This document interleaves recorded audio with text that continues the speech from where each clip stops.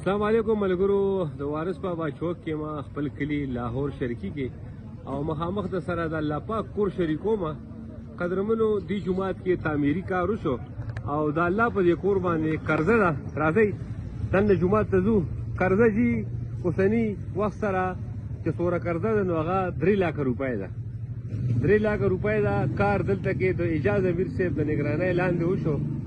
کلان دی پلستری دی که پکې د برنډې دا اهتمام وشو که بره فرشونه دي نو دا اجاز بای ولاړ دی. اجاز بای دا راته ووایي کار شروع دی. کارکاڼان مزدوران لګیا دي. هغه سایډ کې لګیا دي پلستر کې. قرضه در باندې څومره ده د جومات؟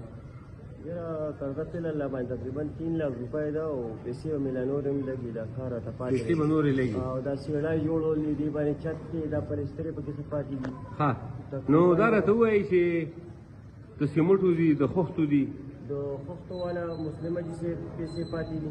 ها جاسم لالا نه تقریبا 70 بورای مې راړي سیمټو ها جی او یو 40-50 بورای به مې نور هم لګي. نورې به هم لګي.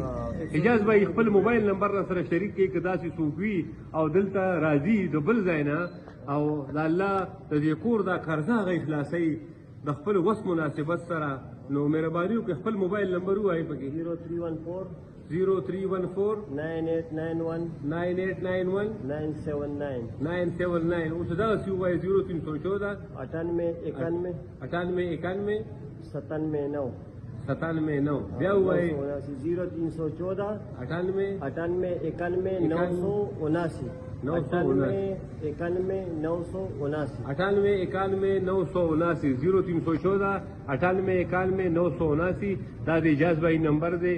د جمعات مشتری ده ورسره جي د الله په کور باندې 3 لک روپۍ قرضه ده او دې قرضې خلاصولو کې خپل حصه واچوي. الله مو پردې وساته او الله مو په کورونو کې برکتونه کا. الله مو ډېر ډېر خوشحاله کا. امین ثم امین. دنیا او آخرت خوشاله ده. امین ثم امین.